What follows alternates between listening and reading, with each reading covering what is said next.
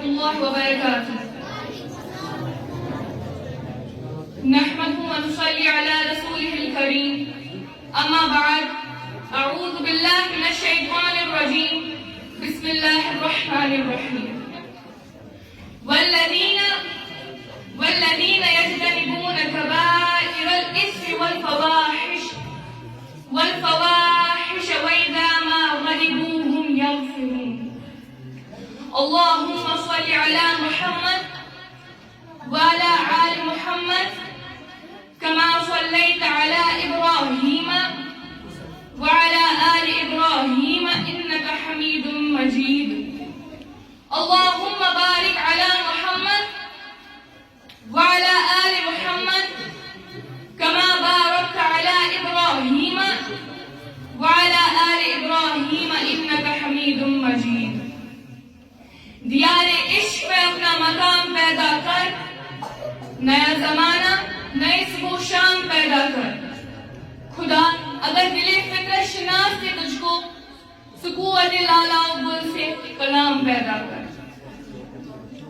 قابل احترام سامعین، میں نے آپ لوگوں کے سامنے سورہ شعراء سورہ نمبر 42 آیت نمبر 37 پڑھی ہے. اس مناسبت سے میری تقریر کا عنوان ہے زبان کی حفاظت.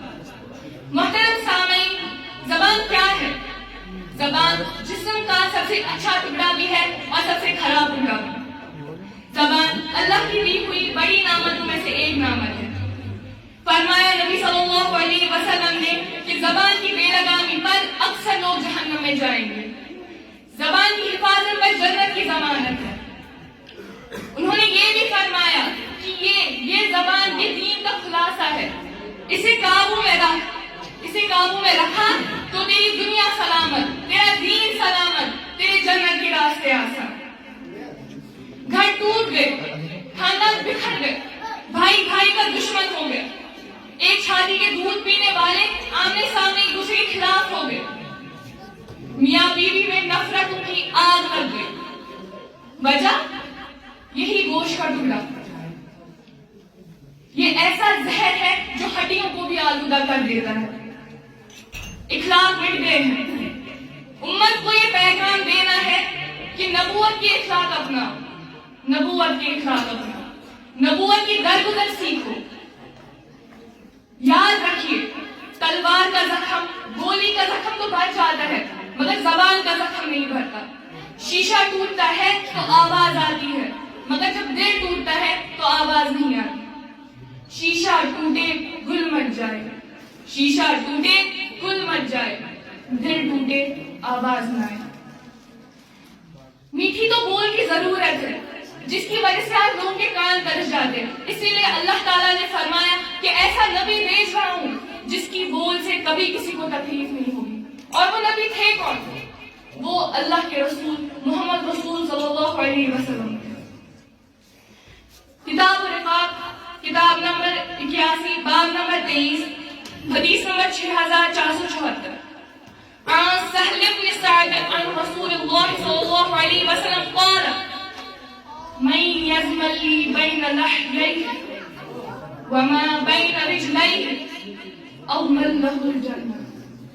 حضرت سہل بن سعد رضی اللہ تعالیٰ عنہ سے روایت کریں کہ فرمو خدا سے رسول صلی اللہ علیہ وسلم یُس شخص میں دون چیزن ہز گارنٹی دی، اخ زبان بے شرم گا، تمس خاطر چھس بہ جنت ہز بشارت دن. یہ پتہ چلا کہ ساری برائیاں زبان کی وجہ سے ہیں. بہت سارے لوگ جہنم میں زبان کی وجہ سے جائیں گے. اسی لیے بولنے سے پہلے تولیے، بڑبڑ مت کیجیے. بولیے تو درست بات بولیے ورنہ خاموش نہیں. ایک واقعہ ہے کہ نبی کریم صلی اللہ علیہ وسلم نے صحابہ سے پوچھا ایُّ الاسلام اوثق، اسلام کا سب سے مضبوط شے کیا ہے؟ صحابہ نے جواب دیا صلی اللہ علیہ وسلم الجہاد، جہاد. محمد صلی اللہ علیہ وسلم نے بولا وحسن وما هو به، جہاد بہت اچھی چیز ہے مگر وہ نہیں جو میں کہہ رہا ہوں. انہوں نے بولا الصلاۃ، یا رسول اللہ نماز. انہوں نے بولا وحسن وما هو به، یہ بھی بہت اچھی چیز ہے مگر وہ نہیں جو میں کہہ رہا ہوں. انہوں نے بہت سارے جواب دیے. جیسے کہ روزہ. انہوں نے پھر بھی جواب دیا وحسن وما هو به, یہ بھی بہت اچھی چیز ہے مگر وہ نہیں جو میں کہہ رہا ہوں. پھر ان سے سوال کیا گیا کہ آپ بتائیے کہ سب سے مضبوط شے کیا ہے؟ تو انہوں نے جواب دیا ان اوثق الاسلام الحب للہ. اسلام کا سب سے مضبوط شے یہ ہے کہ ہم آپس میں مل کر اللہ کی عبادت کریں, اللہ سے محبت کریں.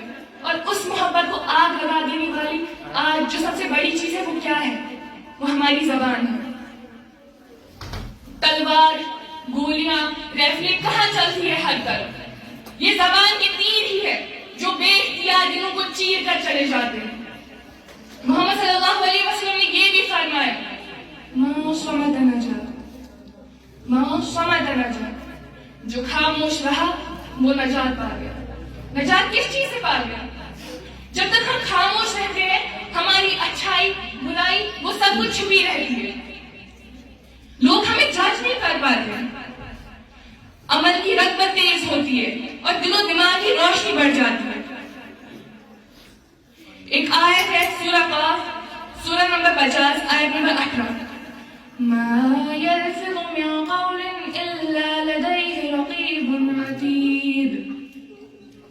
انسان منہ سے کچھ نہیں کہتا مگر بے شک اس کے پاس نگہبان تیار ہوتے ہیں. اب میں اپنی بات کو اختتام کرنا چاہوں گی کلام شیخ آرم سے جو اس طریقے سے ہے سرگئی اونم درگئی کنم نتنون بار لگم باوسر. سرگئی اونم درگئی کنم نتنون بار لگم باوسر. مدر زبان بین کنم پانس میوم ونجحکر. وآخر دعوانا الحمد لله رب العالمين وصلى الله على نبينا محمد وآله وأصحابه أجمعين والسلام عليكم ورحمة الله وبركاته.